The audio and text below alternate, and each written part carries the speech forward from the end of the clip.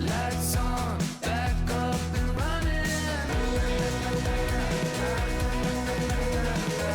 You know, back up and running. There's so many areas where Oklahoma could be doing a whole lot better, and the treatment of animals is certainly one of those. We rank at the bottom in teacher salaries and in education of our children, mental health.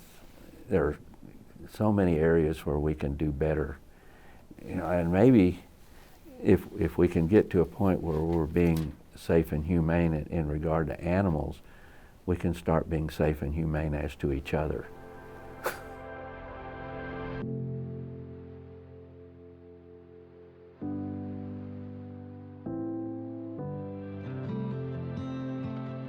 I admire Drew for many, many reasons. He's a man of courage, for one thing. He's not afraid of a fight. He won't back down from the pig boys, or big chicken, or the Farm Bureau, or ominous state questions like State Question 777 back in 2015, when there was an attempt to give agriculture activities in Oklahoma carte blanche authority with no oversight of the legislature. We kind of turned that around on its ear and we started calling it State Question 666 because we thought it was evil. And it was evil. And Drew Edmondson gave us leadership throughout the state in defeating State Question 777, the Right to Harm bill.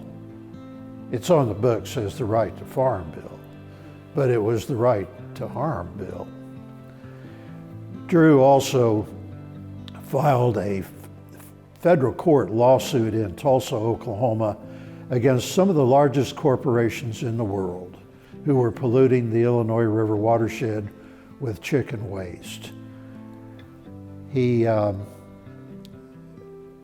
was very, very courageous in doing that and drew a lot of contempt and criticism from production agriculture.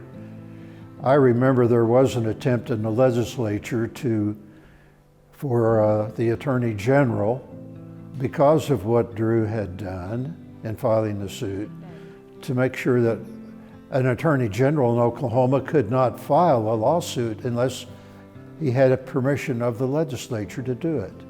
That was a bill directly aimed at Drew Edmondson, and you don't get that sort of adverse attention unless you're doing something courageous.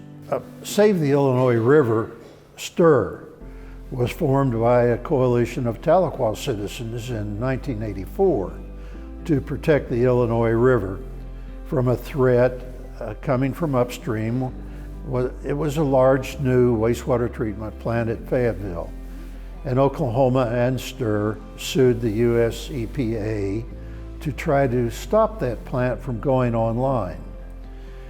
This case went to the 10th Circuit Court of Appeals in Denver, where we were upheld. But then it went to the US Supreme Court, and in a precedent-setting verdict, the Supreme Court ruled that Oklahoma didn't really prove its case, that the Fayetteville wastewater treatment plant would hurt the water quality of the Illinois River. But the court said under the Clean Water Act that the upstream state had to meet the water quality standards of downstream states. I'm basically a city girl. I grew up in Kansas City, Kansas, and then Kansas City, Missouri. Lived in Philadelphia, in the suburbs of Philadelphia for several years, and so had never heard of this horrific, I guess, game called cockfighting until we moved to Oklahoma. And I learned that it was big business. And I was stunned and was horrified when I learned more about it and how they, torture these animals. It's like dog fighting, is only with roosters. Drew took them on, and I know that he got death threats, and the people who supported him in that were reviled. And he just kept going and kept going because it was the right thing to do. People who harm animals are more likely to harm other people and become criminals, and it is unnecessary torture of animals just for someone's perverse enjoyment.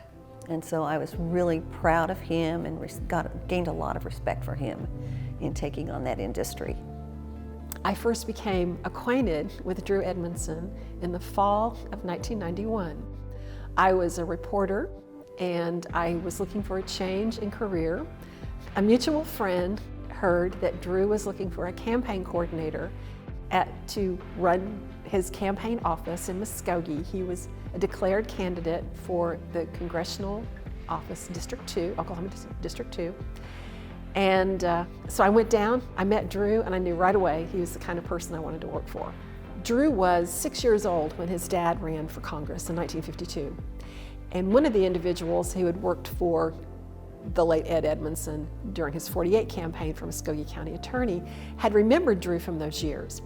And John Hanna told me that in the early years, when Drew was campaigning at his dad's side for Congress, that he showed early inclination for helping humanity.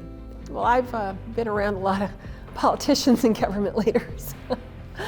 And I think the main difference between Drew and others that we might know is he's willing to do whatever is right and just and is for the good of the many, whether it cost him an election, whether it cost him the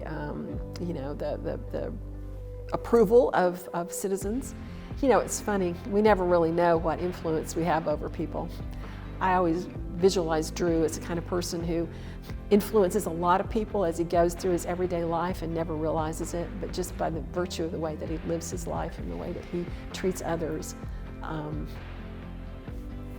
he's one of a kind.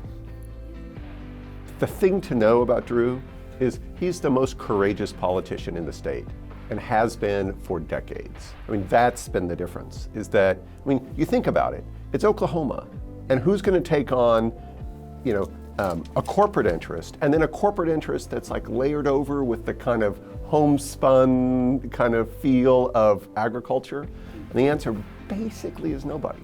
And Drew was just, he was inspiring every time that where another politician would have wilted or, found some fuzzy little kind of, compromisey thing, he wanted to do the right thing.